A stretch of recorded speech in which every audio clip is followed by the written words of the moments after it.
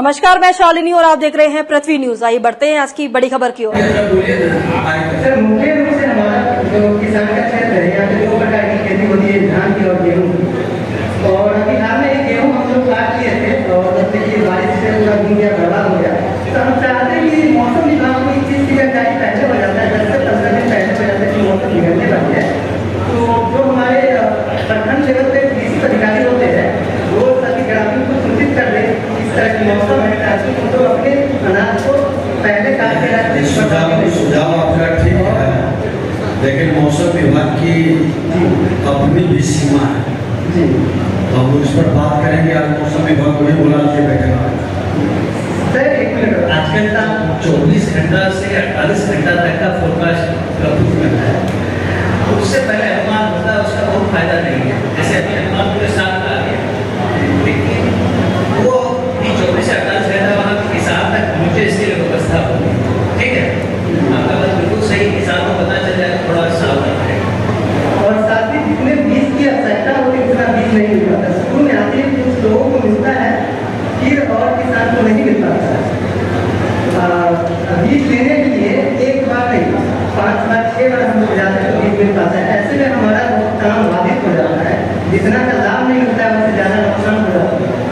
जब फसल नुकसान होता है तो उसकी जब क्षतिपूर्ति की बात आती है कभी कभार, उसमें जो बिचौलिया होता है पहले क्या कर देता है कि हम 50% लेंगे तो आपका काम कराएंगे। तो ये मतलब कि डायरेक्टली रूप से होना चाहिए और किसान को तो विशेष रूप से बहुत अच्छा सुझाव आपका। किसान कल्याण संवाद कार्यक्रम में हम सबों के बीच जगत जननी मां जानकी की पावन धरती पर बिहार सरकार के उप मुख्यमंत्री और बिहार सरकार के कृषि मंत्री हम सबों के अभिभावक आदरणीय विजय सिन्हा जी का हार्दिक अभिनंदन और स्वागत करते हैं। यहाँ उपस्थित हम सबों के बीच बिहार सरकार में युवा कल्याण मंत्री आदरणीय मोतीलाल बाबू, यहाँ उपस्थित हम सबों के लोकप्रिय सांसद माननीय देवेश चंद्र ठाकुर जी, यहाँ उपस्थित हम सबों के बीच आदरणीय सीतामढ़ी के माननीय विधायक अखिलेश बाबू, यहाँ उपस्थित हम सबों के बीच परिवार के पूर्व विधायक आदरणीय रामनरेश बाबू, आदरणीय हम सबों के बीच वरिष्ठ नेता आदरणीय विमल शुक्ला जी, हमारे कृषि विभाग के मंचा सिंह सेक्रेटरी साहब और समस्त पदाधिकारीगण और आप सभी इस देश को उन्नत बनाने वाले, इस देश जो हमारा भारत है उसको किसानों का देश कहा जाता है और आप इस देश की रीढ़ हैं। हमारे पुरोधा ने नारा दिया था जय जवान और जय किसान का, और निश्चित तौर पर जिस तरीके से हमारी सेना बॉर्डर पर काम करती है उसी तरीके से आप सभी खेतों में काम करके इस देश को उन्नत बनाने का काम करते हैं। हमारे देश के यशस्वी प्रधानमंत्री आदरणीय नरेंद्र मोदी जी और बिहार के माननीय मुख्यमंत्री आदरणीय नीतीश कुमार जी के नेतृत्व में लगातार किसानों के हितों के लिए लगातार काम किया जा रहा है। पहले की स्थिति और अब की स्थिति में काफी फर्क हो गया है। अब हम उन्नत पैदावार की कल्पना करते हैं, अब हम कैश क्रॉप की कल्पना करते हैं। पहले वो स्थिति नहीं थी, पहले हम सिर्फ गेहूं और चावल भी उगाया करते थे, लेकिन आज आप सभी किसान भाइयों ने ये साबित किया कि मां जानकी की ये पावन धरती पर आप सभी एक औद्योगिक कृषि की ओर बढ़ रहे हैं। तो पुनः आप सबको हम बहुत धन्यवाद देते हैं, आप सभी का बहुत आभार प्रकट करते हैं, आप सबका चंदन वंदन और अभिनंदन करते हैं। आप सबका बहुत बहुत धन्यवाद, आभार। मंत्री जी, उपस्थित मंच, माननीय सांसद देवेश बाबू, माननीय मंत्री मोतीलाल जी, अनिल बाबू, रामनरेश भाई, उपस्थित मंच, विमल भाई, सामने उपस्थित यहाँ के नौजवान और उन्नत कृषि कार्य करने वाले बहनें और उपस्थित किसान भाइयों, किसान, कृषि और किसानों के जो हालात देश के अंदर रहे हैं, माननीय अटल बिहारी वाजपेयी जी की सरकार जब केंद्र में आसीन होती है तो उन्होंने उस जमाने में महाराष्ट्र के किसानों का हालत देखा था। गुजरात में जो कपास की खेती करते थे वहां के किसानों का लड़ाई लड़ा था और देश है, भारत की आत्मा गांव में बसती है, तो किसानों के लिए हम लोग को कुछ ऐसा करना चाहिए कि किसान स्वावलंबी बने। तो अटल जी ने उस समय केसीसी व्यापारियों के लिए क्रेडिट कार्ड का था बैंक में कार्यक्रम। अटल जी ने किसान क्रेडिट कार्ड का योजना बनाया और किसान भाइयों को कृषि पे आधारित क्रेडिट कार्ड की सुविधा उपलब्ध कराई। अटल जी के विचारों को और महामानव पंडित दीनदयाल उपाध्याय जी के एकात्म मानववाद के सिद्धांत के अनुरूप जब केंद्र और राज्य में एनडीए की सरकार बनती है तो हम समाज के अंतिम पायदान पर बैठे किसान भाइयों की भी चिंता करते हैं और दूरदर्शिता के साथ आपके लीची कैसे बाहर जाएंगे, उत्तर बिहार की मछली कैसे बाहर जाएगी, मिथिला का मखाना का उद्योग का कैसे बढ़ावा मिलेगा, मिथिला के ये मशरूम कैसे उत्पादन होंगे, इन तमाम किसान के उत्पादनों का कैसे हम लोग वर्ल्ड लेवल पे सप्लाई देंगे, इसका एक दूरदर्शिता ब्लूप्रिंट तैयार किया एनडीए की सरकार ने। और जिसको करने का इरादा होता है वो ब्लूप्रिंट तैयार करके दिन रात उस पर चिंतन मनन करके उसको धरातल पर उतारने का कवायद करता है, सिर्फ बात नहीं करता है। इसलिए एनडीए की सरकार ने बिहार में कई जगहों पे एयरपोर्ट का घोषणा किया है। इसके पीछे ये भी एक कारण है, यातायात की भी सुविधा मिलेगी, किसानों के उत्पादन का जो उचित मूल्य प्राप्त होना चाहिए वो उचित मूल्य प्राप्त होगा। अर्थात यहाँ बैठे सभी वर्ग के लोग हैं, किसान होंगे, व्यापारी भी उसमें कुछ होंगे, समाज के सभी वर्गों तक विकास के किरण को पहुंचाना हमारी प्रतिबद्धता है और उस प्रतिबद्धता पे हम कायम हैं, क्योंकि हमारा संकल्प है जब भारत आजादी का 100वां वर्षगांठ मना रहा होगा उस समय हमें विकसित राष्ट्र के पंक्ति में खड़ी होनी है और भारत को संपूर्ण विश्व का जो हमारा धरोहर था, विश्व गुरु का जो सम्मान था, वह सम्मान फिर से हासिल करना है। इसलिए एनडीए की सरकार समाज के सभी वर्गों के हित की कामना करते हुए ब्लूप्रिंट तैयार की है। आप सबों से बस इतना विनती है कि 2047 के विकसित भारत के संकल्प के यात्रा में इस काल को कर्तव्य काल के रूप में हम सभी अधिकारी, किसान, जनप्रतिनिधि, नौजवान एक एक कदम सहयोग करने का मदद करें ताकि हमारा सपना विश्व गुरु का 2047 में पूरा हो सके। इन्हीं अनुरोध और विनती के साथ बहुत बहुत धन्यवाद। भारत माता की, भारत माता की, भारत माता की, सीता मैया की। बहुत जय किसान,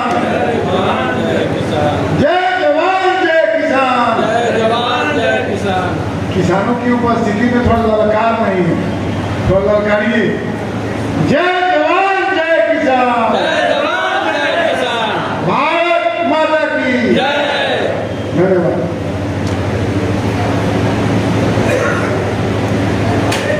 आज के इस समागम में जो किसानों का समागम है, किसान कल्याण संवाद का कार्यक्रम है और उसमें बिहार के उप मुख्यमंत्री और कृषि मंत्री आदरणीय विजय सिन्हा जी हम लोगों के बीच उपस्थित हैं, उनका मैं अभिनंदन और स्वागत करता हूँ।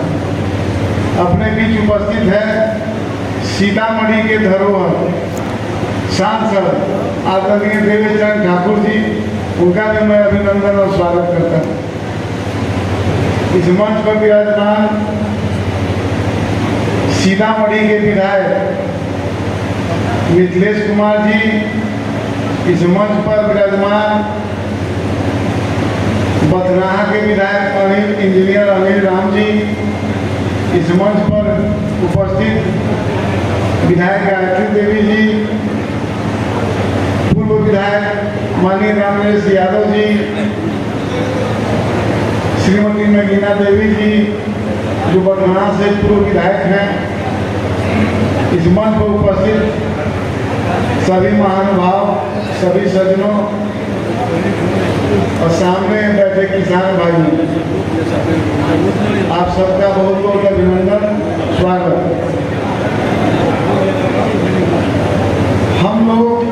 हम लोग के लिए एक अवसर था आज अपने परेशानियों से माननीय मंत्री जी को अवगत कराने का। वो काम हम लोगों ने किया है। मंत्री जी के सामने यहाँ की कुछ समस्याएं की चर्चा आई है और एक अच्छा फीडबैक उनके सामने पहुँच चुका है। उस संबंध में अपनी बात रखेंगे। मेरा आग्रह केवल इतना है कि मंत्री जी केवल एक बार से ये काम नहीं हो जाएगा। फॉलोअप के लिए कोई सिस्टम ढूंढी और आगे भी विधानसभा चुनाव से पहले एक बार आपका और दौरा हो और इस प्रकार का फिर एक संवाद का कार्यक्रम हो जिसमें जो समस्याएं की चर्चा हुई है उसका निराकरण हुआ कि नहीं हुआ, ये जरूरी है। सरकार का योजनाओं के माध्यम से अरबों रुपए का खर्चा होता है। और जैसे खाद है, रासायनिक खाद, इसमें यूरिया में एक बोरा पर हजारों रुपए का सब्सिडी है। ऐसे कहा जाता है कि लगभग 2600-2700 रुपए की सब्सिडी सरकार देती है यूरिया पर। तो इतना सब्सिडी देने के बाद भी किसानों को फायदा नहीं हो रहा है और हमारे युवा किसान कृषि के क्षेत्र में रुचि नहीं रख रहे हैं। क्यों? इस पर समीक्षा होनी चाहिए, इस पर रिव्यू होना चाहिए कि इतना इंस्ट्रूमेंट देने के बाद सरकार की करोड़ों अरबों रुपए सब्सिडी मिल जाता है जब उसको इंस्ट्रूमेंट दिया जाता है। और अभी इसी मंच पर चर्चा हो रही थी एक किसान के द्वारा कि हमको सब्सिडी रेट पर जितना रुपए में सामान मिलता है सरकार से उतना खुले मार्केट में लगभग थोड़ा बहुत कम है और खुले मार्केट में हमको मिल जाता है। तो ये सब्सिडी का क्या फायदा होगा? तो इन सब बुनियादी बातों पर विचार करने की जरूरत है। सरकार की योजनाएं हैं, एक एक योजना ऐसी है कि हम लोग 2-4 सीजन अगर खेती करें तो हम लोग सक्षम किसान हो जाएं, आत्मनिर्भर किसान हो जाएं। बीज सरकार देती है, खाद सरकार देती है, इंस्ट्रूमेंट सरकार देती है और क्या कहते हैं सिंचाई के साधन देती है। इतना देने के बावजूद, इतना व्यय होने के बावजूद, इतना योजनाएं चलने के बावजूद हमारे किसान सक्षम नहीं हो पा रहे हैं। वो गरीब के गरीब ही रह रहे हैं, अभाव के अभाव ही रह रहे हैं। तो जरूर कुछ न कुछ बुनियादी कमी है। इस पर पूरे निष्ठा से विचार हो, विमर्श हो और उसे जो समाधान निकले उसका हम लोग पालन करें। अभी एक चर्चा मुझसे चलते चलते एक आदमी ने किया और उसने कहा कि वो किसान सलाहकार है और पिछले 10-15 वर्षों से वो कार्यरत है और अभी मान लो उसका 11,500-12,000 रुपया मान दिए। 11,500-12,000 रुपये में उसका कैसे काम चले? इसलिए इन बुनियादी बातों पर ध्यान देना होगा। वो हमारे जमीन पर काम करने वाले हमारे सक्षम कर्मी हैं और वो उसको 11,500-12,000 मानते हैं, इससे उसका पेट नहीं भरेगा, उसके बच्चों का जीवन यापन नहीं चलेगा। इसलिए माननीय मंत्री जी से मेरा आग्रह होगा कि इस पर आप जरूर विचार करें और मांगे बढ़ाएं और भी जो सुविधाएं बाकी लोगों को आप देते हैं इनको भी दीजिए तो कृषि को ताकत मिलेगी, कृषि को बल मिलेगा।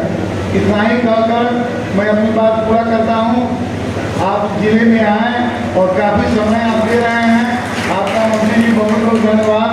MP साहब का भी बहुत बहुत धन्यवाद। अंतिम समय में उनको सूचना मिली और तो भी हुआ हम लोग के बीच पहुंचे, हम लोग को उत्साह बढ़ाने के लिए आपका बहुत बहुत धन्यवाद। श्री महेश सिंह बतनाहा, श्री विश्वनाथ शर्मा बतनाहा, श्री कमल दास बतनाहा, श्री श्री सुशील कुमार सिंह बतलाहा, श्री प्रमोद राम बतलाहा, श्री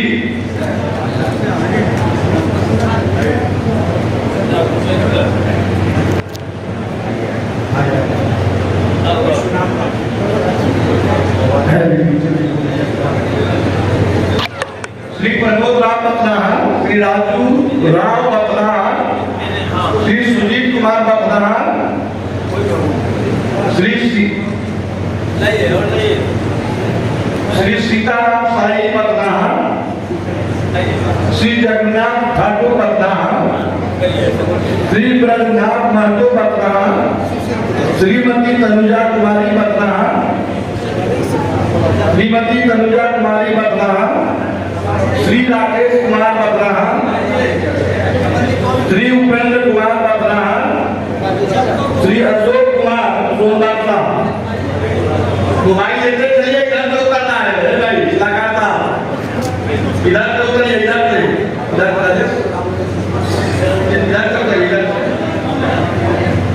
मोबाइल लीजिए और इधर तो करिए।